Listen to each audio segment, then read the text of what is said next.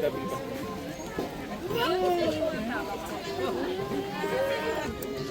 หางปลาให้หัวเขา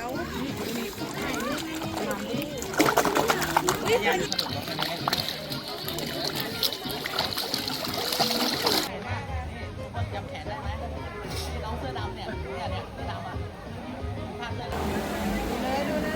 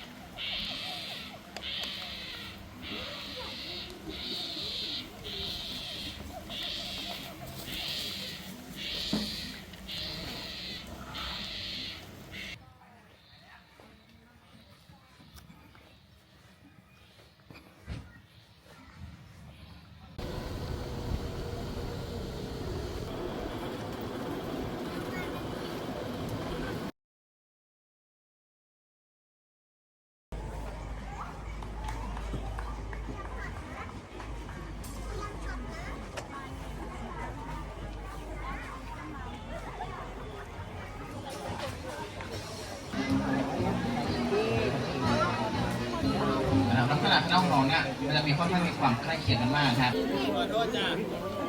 รบกวนปลุกโลกในสักครู่หนึ่งนะครับปลุกโลกในสักครู่หนึ่ง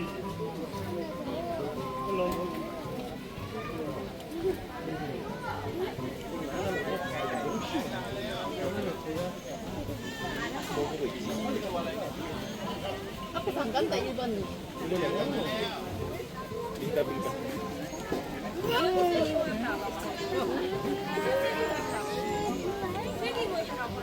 지효 일로 와봐. 안으로 들어와.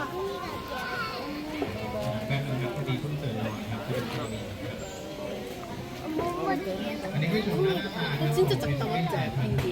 นี่ครับลักษณะหน้า 지효 종아리만 하네. เป็นควินฮัมโบเป็น1 ใน 17ชนิดนะครับของเป็นควินทั่วโลกของเราแล้วชนิดแต่ละชนิดแต่ละชนิดคล้ายกันครับส่วนใหญ่เป็นควินอยู่ในเขตอย่างนี้นั่นเองครับแต่ก็จะมีบางชนิดบางสายพันธุ์ที่สามารถอยู่ในเขตเราได้นะครับในนั้นก็จะมีเจ้าฮัมโบเป็นควินอยู่ด้วยนะครับเราเห็นอยู่ณตอนนี้นั่นเองครับน้องสามารถอยู่ในอุณหภูมิประมาณ20 องศาอาหารบ้านเราแบบนี้เราทำได้เป็นควินได้ที่นั่นไทยได้หมดเลย เร็วเร็วเร็วเร็วเร็วเร็ว อเมริกาใต้นะครับนี่ทุกตัวของทางในการทำรังนะครับจะถ่ายครั้งประมาณ1 ถึง 3 ตัวในช่วงนี้ครับแต่ไม่ได้เจอช่วงนี้ไม่ได้อยู่ที่ครั้งละ2 ตัวนะครับระยะเวลาในการทำประมาณ40 ถึง 45 วันช่วงเวลาที่ฟักไข่ส่วนใหญ่เป็นหน้า ไปลูกไปเร็วเร็วเร็วเร็วเร็วเร็วเร็ว ไอ้2 ตัวอยู่เนี่ยรู้ไอ้มะนาวหรือเปล่า ใครอ่ะ มะนาวมา ไอ้ขิงนะดิ ขิงกับใครไม่รู้2 ตัว อันนี้คือสัญลักษณ์ประจำตัวของน้องของเรานั่นเองนะครับเป็นคนที่ต้องเก็บเพราะว่าหน้า หมุนอยู่น้ำ มันเหมือนกัน ลาก3 รอบก็ยังหมุนอยู่ ไปลูกไปเร็ว เราได้มีการในช่วงนี้ในการแยกแยะนั่นเองนะว่าน้องมีอะไรลูก บอกอะไรบอกหมุนหนึ่งน่ะ ไปลูกไปเร็ว เยี่ยมโขนนะครับการใช้โขนนะครับ อาจจะมีการทะเลาะกันบ้างตีกันบ้างเรื่องปกตินะครับของเป็นขึ้นของนั่นเองนะครับการนำน้องๆออกมาแบบนี้แบบนี้นะครับเชิญท่านใดสนใจอยากป้อนอาหารน้องๆสนใจเชิญได้นะครับ ตามรอบเวลากิจกรรมของเรานะจ๊ะ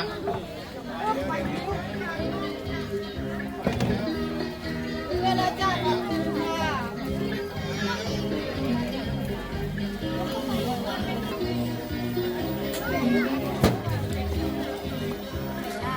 มีชุดอาหารเดิมฝั่งนี้เลยครับล็อกแรกเลยจ้ะ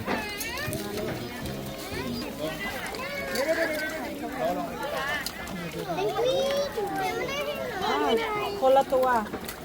นี่ปลาปลาย้อนส่วนหัวปลาครับ ที่ผางปลาที่ผาง ระวังมือนะครับระวังมือนะครับระวังนิ้วมือระวังนิ้วมือ มาคะเล่นเพลงกินหน่อย ที่ส่วนหางหย่อนส่วนหัวครับ ที่ส่วนหาง เด็กๆระวังนิ้วมือนะลูกนะอย่าเกาะขอบกระจกนะครับอย่าเกาะขอบกระจกนะครับระวังนิ้วด้วย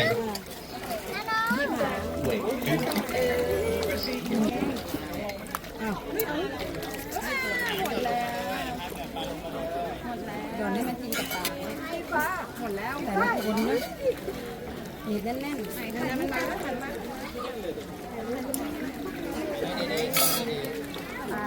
แก้ใส่กระมังครับ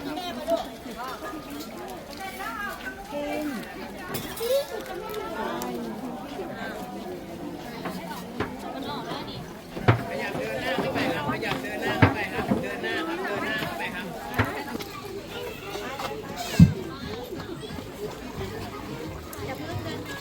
เชิญนะท่านใดสนใจอยากชมน้องๆที่พวกเราสนใจเชิญนะครับตอนนี้น้องๆอยู่ที่สวนแสดงด้านนอกนะครับออกมาทุกท่านได้ชมกันได้อย่างใกล้ชิดเลยนะสนใจเชิญได้ครับ ถ่ายรูปให้น้องหน่อยที่ผางปลาให้หัวเขา ขยับเดินในครับ ขยับเดินเข้าไปด้านในก่อนครับ ขยับเดินก่อนนะครับ ขอบคุณมากนะครับขยับเดินนะครับเอาเด็กๆปลาจ้า ได้ปลาอีกตัวนึงให้ตัวอื่นนี่ตัวนั้นได้กินแต่ตัวนั้นเฮ้ย เขายังไงให้ไปดูเอาไม่เอาเอา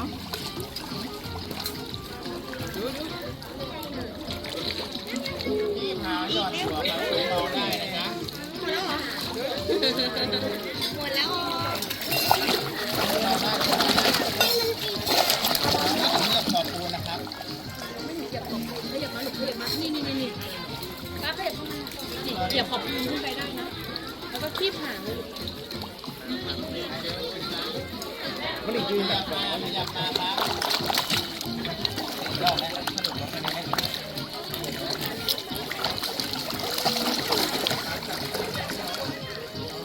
แก้วใส่กระมังเลยจ้าเด็กๆก็ขยับไปด้านหลังให้ลูกขยับไปด้านหลังให้ค่ะรอไปด้านหลังให้ลูกด้านหลังไปกลางเลยเอาเดินกลางให้ขยับดูถ่ายใกล้ถ่ายใกล้ไปนี่ดูนะ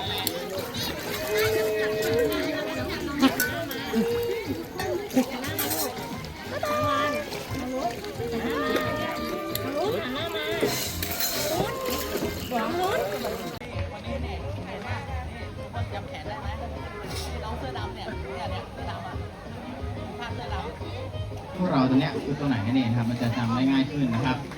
มีนักเรียนก็คือจะเป็นบัตรประจำตัวของเขานะครับ เราก็จะมีข้อมูลในการตรวจ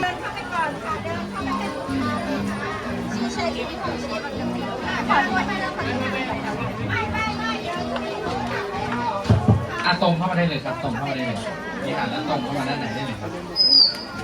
อยากจะร่วมกิจกรรมนะครับป้อนอาหารกับน้องน้องที่กับเราว่าจะรู้นะครับที่จุดบริการของเรานะครับเรามีอาหาร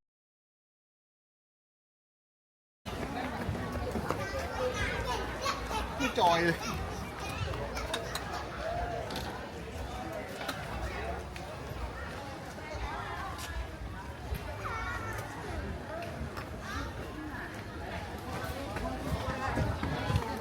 จะไม่ออกอ่ะ